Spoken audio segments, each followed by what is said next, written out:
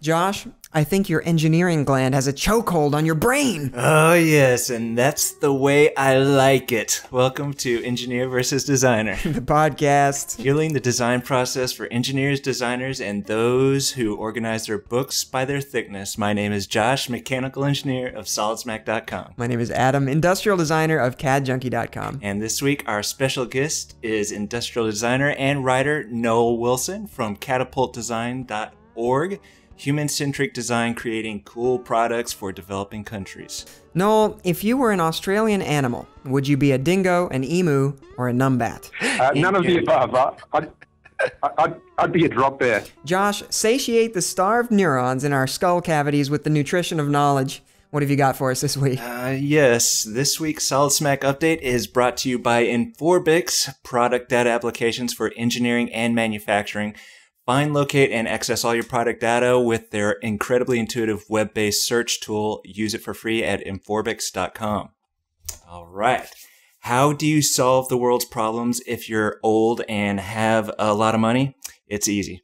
You give your money to a large university. That's it. Bob and Dottie King have donated $150 million to Stanford in the effort to rid the world of global poverty. The university is known for its research and support of technologies such as the D-Light, a portable solar-powered light, the Embrace, a $25 infant incubator, and Drip Tech, an ultra-affordable DIY irrigation system for small plot farming. That's right. They're also getting a matching grant that will bring the fund up to $200 million. Not a bad chunk of change that can be reinvested in the university resources and the entire freaking world. I could use me $200 million. Money isn't the only thing falling from the sky, though. The OLPC, or One Laptop Per Child project, is planning tablet drops of their XO3 tablet into remote villages of developing countries. No more spam for those kids. Indeed, the Wii tablet with a $75 production price point will be filled with books for people to read after they've recovered from any concussion via the downpour of tablet tech. This lines up with the self-directed learning ideas of OLPC. And comes about after meager sales of its original laptop. Keep your head up, though, because there's no word on when or where the tablets are planned to be dropped. And a sun-sucking solar firm, Poly Solar, out of the UK, is developing breakthrough technology that could affect energy use and access to the most remote parts of the world. Their transparent photovoltaic, or PV, glazing technique allows a thin film on regular household or office windows without a mess of wires or massive rooftop solar panel installation. With 85 to 125 watts of power-generating film, the tech can be used to replace windows, integrate into small shelters or schoolhouses, providing free, clean energy to power lighting. Or tablets that fall from the sky. Ouch. And finally, as you know, we're speaking with Noel Wilson of CatapultDesign.org. Noel, in a nutshell, who are you and what do you do? I'm an escaped convict with a cat addiction and a bleeding heart. For what? What a combo. For another set of glasses, I'm an Australian industrial designer who works on products addressing basic yet urgent human needs. Yeah, the first one is through a set of beer glasses, and the second one is something slightly more sober. So what do you guys think about the OLPC project at this point? I mean, it was a very big deal for a little while there, sponsored by MIT, and you know, they talked a lot of big game, and it didn't really, kind of just fizzled, right? So what was this destined to happen, or you know, is this just one iteration in a process that will eventually succeed? To me, it's a good idea with great intentions, but I think the technology and the hardware development is just a huge development cycle and cost to it. It's just not feasible right now. Noel, I'm curious because I'm curious what you think about this, Noel, because you're a big proponent of bicycles and just basic technology for the developing world, or the so-called developing world. And you know, is a laptop even a relevant thing in these areas? I think high-tech gadgets are pretty cool too, but I think that the mobile phone versus the OLPC, it just can't be beat. Like it's already there, and it already carries out some of the function. The only thing that it does do is it relies upon a provider, whereas the OLPC has an autonomous wireless network, which I think is pretty cool.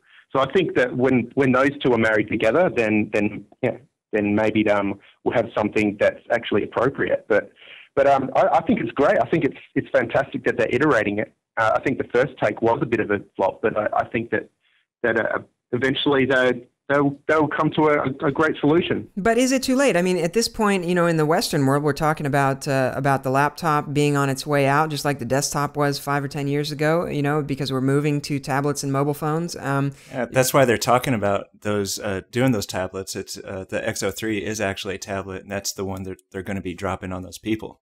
So they're going that direction too. But I'm thinking, is it even? I mean, just dropping technology on people and expecting them to use it. I mean, is that a realistic expectation even? I mean, that's sort of where the laptop failed. Yeah, I don't think it failed there. I think it was just it started too big. It didn't let itself grow. It was scaled before it was proven. And before it was prototyped enough to prove its point. And I think the same goes for the tablet, really. Like it should be prototyped and piloted as much as possible before it goes to scale. And sometimes things go to scale just because they've generated enough hype. Right. And they haven't proven themselves in the market. Kind of overhyped and underdeveloped. So, Noel, what high-end technologies have you seen? I guess not really high-end, but what high-end tech have you seen being used mostly in these parts of the world, in remote villages and whatnot? Are they using mostly cell phones and mobile phones, or is there a desire there or an interest in computers and laptops? Definitely an interest in computers. I taught computing for about a year in Malawi, and there was a real thirst to understand what it is and how it works for people who hadn't used it before. There was a lot of people who have and do use computing for their daily tasks and for their career. But there's a lot of people who haven't had access to computers, and it was a lot of fun teaching people. But whether or not they're actually incredibly useful in their day-to-day dealings, it depends very much on the individual and their role and what they would like to achieve. But I think that in terms of access to knowledge and education, I think it has a fantastic potential to improve the quality of that access to knowledge. And education is a bit of a sensitive topic, but it depends what information people are being educated with. But I think it will definitely open up the capacity of education institutions to do a better job of educating. Very good. Very nice. Well, that's all we have time for. But to everybody out there listening, if you know about something flippin' sweet we didn't mention, we want to know about it. Drop us a note at tips@solidsmack.com or show us some love in the comments. You know what I'm talking about. Adam, if I didn't know better, I think that you were looking fabulous in that gravy suit. Yes, I am. Welcome to CAD Junkie Q&A. Weekly product design tips, tricks, and training. My name is Adam in the gravy suit. And my name is Josh. And this week, our special guest is industrial designer, writer, and SolidWorks user Noel Wilson from CatapultDesign.org.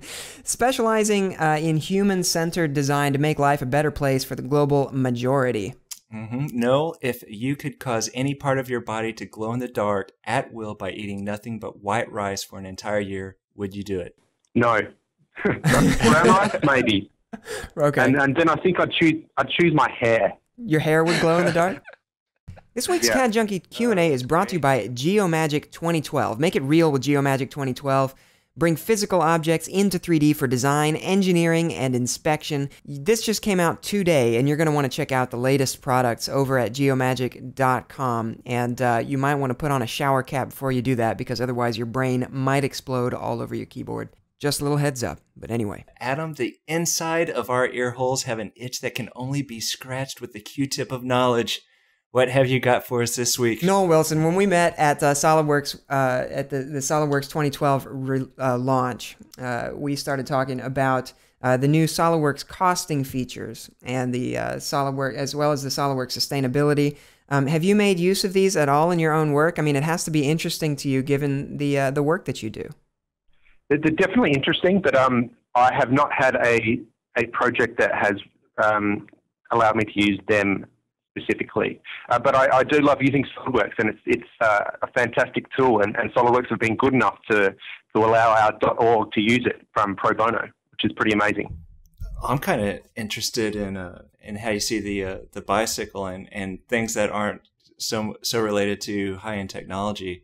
How has that affected? So I took advantage of 3D Content Central. I was using a bicycle off of there that was pretty much a terrible design, but I used it to flesh out a bicycle that I needed to use to create some training documents, like training visuals for people learning to maintain bicycles in very basic manner in Malawi.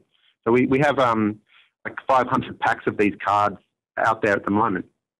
But anyway, I created a bicycle on SolidWorks, and that's probably the most complex model I've had to create, with all the moving parts. And it's one of the old school bicycles with rod brakes that you see all over Eastern Africa and other parts of the world, like old school, like 1930s bicycle, essentially. Wow. And it was, probably the most intense SolidWorks assembly I ever had to do. And that was all just for illustration purposes, for creating exploded views and stuff like that? Absolutely. Huh. And it wasn't, I mean, I guess, pardon my ignorance, but why wouldn't it be just as easy to illustrate it more or less by hand? I mean, or with a real bike? Yeah, either with a real bike or with drawings or... Consistency of image and quality of illustration as well, and ability to adjust the illustration, because the idea is we have 400 packs of these out there, and we're going to iterate straight after this and change it all. So the ability to change the illustration significantly with CAD is just incredible compared to having to redraw it by hand. Yeah, that's kind of a fantastic, that's a really interesting topic, this idea that you're using sophisticated 3D tools as a 2D illustration tool, ultimately. Absolutely. As a communication tool. And I'm sorry, I may have missed the context here, but what's the application and how's this being used afterwards to create these iterations? So people are getting trained in how to maintain their bicycles in a very basic manner, but just to be able to take things apart and put them back together. And these people are sometimes being given bicycles. They might be healthcare volunteers that receive bicycles, or they might be part of a supply chain that gets the bicycles. And the illustrations are just a device to be used within the training. They are not a training within themselves, and they are to help illustrate and prompt and remind people of the different things they're taught in the training. And people receive a toolkit in the training as well, and they receive this deck of cards that are not only for them to be able to use, people that they have contact with can help diffuse the knowledge back through their network as well. And then it's designed not just to be a manual, but to be out and to be used and not be stored away in a bookshelf. And this is to teach people how to use and maintain bicycles. Yeah, it is. It is to not generally to use. It's more to basically maintain. So do you have any special insights or tips and tricks for people who would like to use SolidWorks or use 3D more as a 2D illustration tool? Are there any things you've run into or things that you've learned that you think would be helpful to people? Just basic things like use a template that already has your lighting and backgrounds and all the rest set up, so you don't have to do an incredibly complex set of adjustments to every file. Very basic sort of file maintenance stuff. So yeah, just are you outputting line work for vector drawings, or are you outputting raster images? Both. So DWX files and also just using the render package that SolidWorks offers up, and it was plenty good. To all you CAD junkies out there, if you have tips and tricks you'd like to share with the world on CAD Junkie Q&A, drop a note to tips@cadjunkie.com. And if you want to send us hate mail, feel free to send it to adam@cadjunkie.com. We welcome that kind of thing. This week we're talking with Noel Wilson, industrial designer of CatapultDesign.org, working for social change and empowerment for the global majority. We brought him on because he's working with a completely different kind of design and engineering than most of us over here in the Western world. So, Noel, before we jump into your work with Catapult, I wanted to get a little bit of background. Where do you come from, and what got you started down this path? I was born in Scotland, shipped off to Australia at the age of 3 for stealing play-doh, and after years of hard labour, I was released in Adelaide And then one day I stumbled across a Buckminster Fuller book, and that's the end of the story. Wow. Has your social conscience always been a motivating force in your life, or is this a relatively recent development? What social conscience? I'm just in it for the job security. Wow. Well, we all contribute to the future in one way or another, so... That's pretty profound. I mean, you work with Catapult Design, which is a non-profit design firm improving the lives of people without access to basic needs using thoughtful design. So how were you first introduced to Catapult, and is it what you expected when you got into it? So I was sent a job description that said, "Is your name Noel Wilson? Are you 6'2" with a limp?" And maybe that's not exactly what it said, but it did fit my experience impeccably, and I ticked all the boxes, and they ticked all the boxes for me. So I went for it, and I was happy to learn that a primarily considerate design firm did exist, and even happier to get a job with them and to get a visa to the States. Wow. They obviously didn't find my criminal record after all. But that play-doh was years ago. I expected it to require patience, and it definitely has. But I also expected it to be rewarding, and it definitely has been rewarding. Well, so how long have you been there, and what has been rewarding about it? I've been here for a year, exactly to the day. Wow. And today? Happy birthday! Today. Yeah, happy anniversary! Thank you. Happy anniversary! My cataversary. All right. And in terms of being rewarding, I've got to stretch my skill set a lot. I have to wear many hats here, and I get to see a lot of different parts of the States and the culture here, and I get to see a lot of different parts of other cultures around the world as well. So I have a very adventurous job that also allows me to use my skill set, which is pretty satisfying. How much do you have to travel, or get to travel, or? I get to travel every month, and Seriously? mostly it has been with the States this year, but I've also travelled to Africa and to Australia. So where are you primarily? What's your primary people group that you focus on, or is there one? Where does most of your work go? We focus on the bits of the world that have land on them. And so, because we're advocating and demonstrating that everyone deserves considerate design to fit their lives and environments. And there are projects and interventions going on all over the world. And we think that they all deserve good design within them. And we're not going to turn a client down because of location, even if it's in New Zealand, And we vet them on their integrity.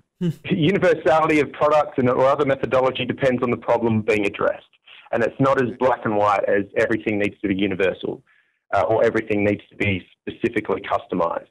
There's definitely a grey area there that depends upon the problem being addressed. So in your opinion, what's the most important project you've worked on at Catapult, and why do you think it'll make the world better? Well, I'm only here a year so far, but it's a cross between making single-burner, fuel-efficient stoves safer and easy to use, and between developing an in-home sanitation utility provision system for urban slums in India. And neither will obviously make the world a better place, but they definitely have the capacity to save some injury and frustration if and when they are implemented. Well, that's an interesting point, and it begs a question of are these designs being implemented, and how does your role play into whether or not these things end up actually benefiting people? We can definitely help with implementation strategy with our clients, but not all of the work we do will get implemented. It's like it sort of goes by that old statistic that 99% of things that are designed will never hit the ground, But we still think that it's highly valuable to be considering people within the design of everything that is going to go out, and so we are heavily involved in the development process, more so than the implementation, but we consider implementation the whole way through. And we expect our client to, and educate our client to, if they're not already doing that. But yeah, so not all of them go through to implementation, and there's probably a good reason for that. And really quickly, you keep mentioning your clients. Who is your client? Our general client is an organisation that is empowering an underserved population. So these might be NGOs or what kinds of organizations are these? Or social entrepreneurs, NGOs, Even governments would be a viable client for us. But generally, in the first two categories, yes. As you design for developing economies, sometimes you're working with locations that lack basic necessities like clean water, but modern technology like cell phones are available. How does this happen, and how does the technology have a positive effect? Well, to bring it back to the US again, I heard a crazy statistic about the water access issues on the Navajo Nation here in the USA. So people having to travel for miles to fill up their tanks and then travel back again because a huge percentage of government water pumps are dysfunctional. Government installed water pumps. The same can be said for some parts of Australia, or Kenya, or Spain, or Chile, etc., etc. So how does this happen? Well, it's down to bad governance and bad decision-making in the first place in terms of maintenance and ownership issues. And it's ultimately skewed values that put resources before people. And technology has always had an effect. And the hammer is a great example. It's awesome for building and awesome for demolishing, you know. So it's down to how you use the technology, which will determine the effect. And so just a question I've always had, you know, why do poor populations need rich ones designing solutions for them? And is work being done to educate populations to improve their own living conditions? I mean, it seems like a part of your goal at Catapult has to be to make yourselves irrelevant, right? Well, poor countries have rich populations within them, and poor populations live in rich countries. And rich populations are rich because they got to write the rules, essentially. And I personally think that educating the wealthy would be more effective in improving the living conditions for all. And I've never really fit into the rich population within my country, right? That I've lived in. But we're advocating that design is incredibly relevant. Whether we're doing it or not is not the issue. It's design that is of value here. Another aspect to this is software side of things, and pirated software. It's prevalent all over the world, but and also a lot in places that are developing. In a lot of ways, it's being used to affect positive change in people's lives. How have you seen that software companies becoming more proactive in providing software to people beyond the typical student licenses? I haven't personally seen it, but software companies do have a vested interest in having a body of users fluent in their use. And they have been rumoured to be behind some of the peer-to-peer pirated copies in the past. So, you know, putting them up there and letting people essentially pirate them to increase their user base. But and depending on which country you're talking about as well. But so there's definitely free programs out there now that I think threaten them, and the introduction of Autodesk 123D is probably a good example of that. Like, they've brought out a free software, 3D CAD software program. It might be quite simplified, but they're definitely trying to extend their market and bring the capacity of CAD to more people. And that is definitely relevant to developing markets as well. Call them underserved or whatever you want to call them, but, or base of the pyramid, whatever. But there's definitely a big market there that they're paying attention to. And so there are thousands of designers and architects out there who still use drawing boards, essentially, and don't use a computer, but are now becoming computer literate and getting access to computers. And some of them are learning CAD, but I doubt it's on a licensed copy. And there are also thousands of other informal CAD students coming through globally. So I imagine whoever makes their program most accessible and usable will get the biggest slice of the pie. And yeah, so we'll be printing our own custom flip-flops in no time. Sure, and bicycles and whatever else. Well, I mean, and I'm interested in what you think of the Fab Lab project that came out of MIT as well. Have you heard anything about that, and has that been of any interest to you? Absolutely, I think it's an amazing project, and I think that it's just going to keep spreading, and the maker bots that replicate themselves, etc. And when that model starts to polish itself, I think it will become a lot more viral in education institutions that don't have a lot of budget to create access to other types of 3D printing or fabrication. And I think that getting access to these types of fabrication to some education institutions is going to be incredible for them. and it's incredible for the students being able to use it, and will just increase the design capacity within a lot of countries. So, I mean, Autodesk currently offers pretty much all of their products for free online to basically anyone who wants them, frankly. I mean, they do say that it's only for the unemployed and students. But, I mean, in reality, the implication seems to be, and we're going to get sued for this, but it seems to be that if you're using it for commercial use, pay for it. But otherwise, you know, we want people learning the software. Do you feel like that is a model that other companies should think about adopting? Is that the future? You know, is that a necessary end, you know, to getting these tools available to people who need them and who wouldn't be able to afford them anyway? Or should people just keep on pirating? I think there's definitely two markets. Like there's one there's precise engineering and design, like that needs to have specific comprehension of process and material and a much more educated approach. But there's definitely a new wave of I guess you would call it less professional use of CAD, and I think that market is not being ignored by people like Autodesk for that way. And I think that it's definitely in the boardrooms of other organizations that create CAD. Noel Wilson, it has been such a pleasure to have you on the show with us this week. Thanks so much for joining us. Thanks for having me, Adam and Josh.